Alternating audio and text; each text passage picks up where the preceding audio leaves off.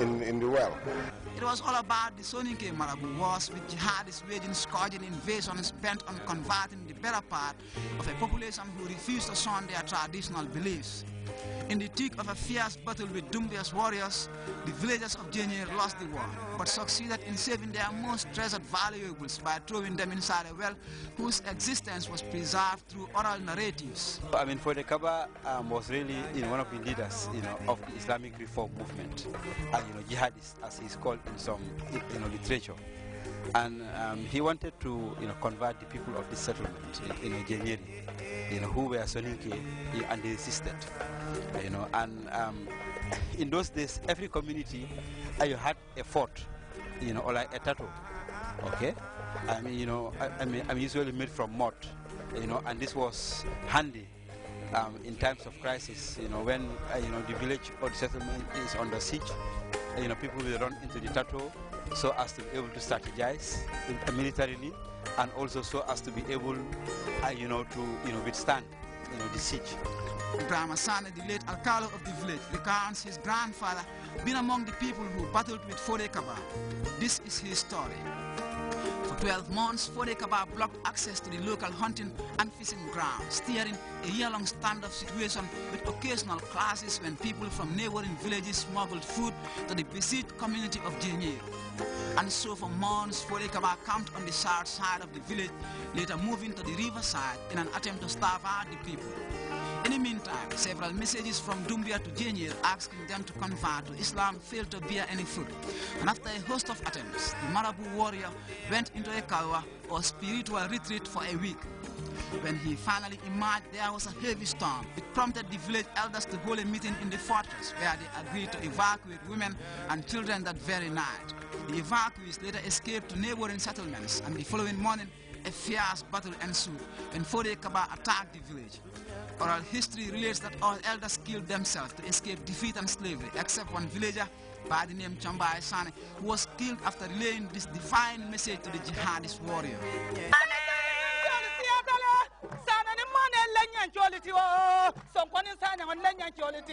And this story has been passed on from generation to generation. And when they approached the community approached the NCAC in around 1996, we sent in an archaeologist to work with them. And finally, the location of the well was authoritatively identified. So this could be the works, evidence of the first archaeological project in the Gambia. Yes, indeed, because it was after identifying the well and digging for 3 days that they started unearthing some of the objects you can today see in this museum. So it is very, very interesting. Now, Lamin Dabo, who formerly sliced the ribbon, opening what is perhaps the first community museum depicting the scourge of the Soninke Marabu Wars, underscored the essence of such a facility amid times when people are seeking to conserve the past for the benefit of future generations. Set amid 3 silk cotton trees competing for tallness, the community museum can be easily accessed from the main square or riverside behind the village. For a trimly sizable compound, it's incredible to realize how much of the settlement's past is represented here at the very site where archaeologists toiled to regain the ancient picture of Jenir. The museum has 3 structures, with the largest holding the bulk of relics and artifacts discovered in the old well. Here, visitors will encounter age-old objects in the form of jugs, vases, and farming utensils relaying the tale of times long gone. In the background, a small hut beside a cluster of twining rocks symbolizes the fortress built to protect the village against attacking Marabus. And thanks to this fort, they were in the fort. I'm sure that for the Kaba's guns and arrows and spears, will be out of reach. So they escaped conquest. Well, they were able to resist for 12 months. But after 12 months, because of the suffering, the elders decided to evacuate, the women and the children. This, tells us that even in those days, our local people, they had a sense of humanitarian law. So even before the UN and all these Geneva Conventions, came into being, our local people, they had rules and regulations concerning war. So the Geneva people, they decided to evacuate the women and the children, okay, to nearby villages, and then, they, decided to, sort of remove all the belongings, of the inhabitants. Their arms, their food, their jewelry, their monies, their grains, and so on. And this were dumped into the well, and the well was sealed. The idea was, it's just about, what do you call, like Scotch art. Yeah, so that even if the enemy reaches in the village, he will not be able to find anything of use. The art will be preserved from the Scotch. Exactly. So this was also like another, like military tactic, which the people of Guinea employed. They destroyed anything that could be of use for the Kaba and his jihadists. When they entered the village, and then when he entered, he found nothing except the smoldering ruins of the village. Now here we are, and that is what is called a Pyrrhic victory. A Pyrrhic victory, meaning like a victory that is almost like a defeat, because you come in and you find nothing of use into you. The good thing was that the people of Yenyeri, working with the support of the National Center for Arts and Culture, we were able to have an archaeologist who came to work with the villagers, to dig up the well. And when this was done some years ago, we were bewildered and surprised with the amount of material we found in the well. Coins, jewelry, bottles, pottery, personal belongings, and so on and so forth. So these archaeological, remnants, were removed. They were treated properly, and professionally, and these are the things which we have displayed, like in the museum. So really, when you go inside the museum, you will be able to have like a very, very good idea about the siege of Guinea, which for the Kaba, subjected the people of Guinea to, so as to convert them forcibly into Islam.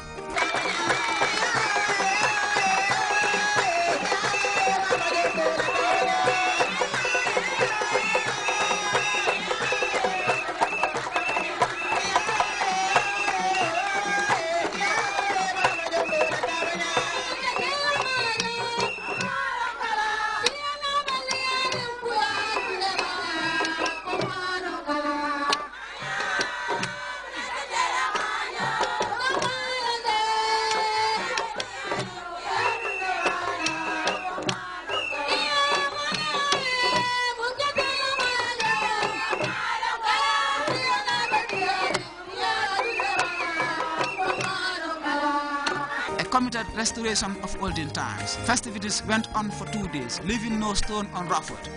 The carnival drew multitudes of people, including cultural groupings from neighboring towns in Kenya, displaying unusual masquerades and great festival energy. Expedition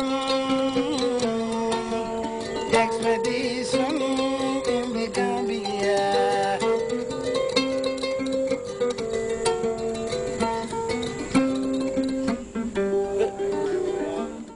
That's it for this edition of the expedition with me, Ibrahim Ajata, exploring the characterful art of this Marlin Coast. Now the festival press goes on. We will continue to look at the special nature of local communities as they convert to celebrate the past and unique traditions which bind them together. Until we meet again, bye. Enjoy the rest of our programs.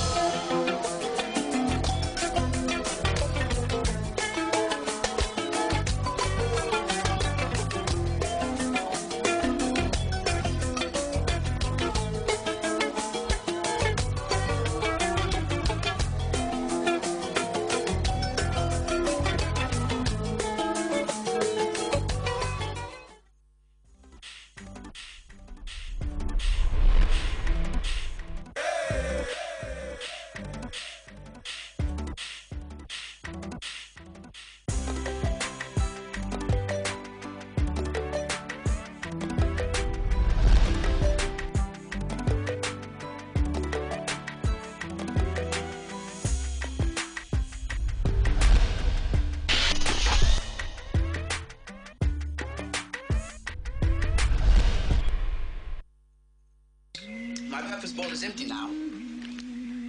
There are goats to be fed? Yes, Mother. Take care.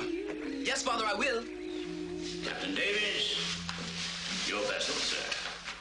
Lord Ligonier? The same. She'll be seaworthy by the end of the month. We'll be taking on slaves.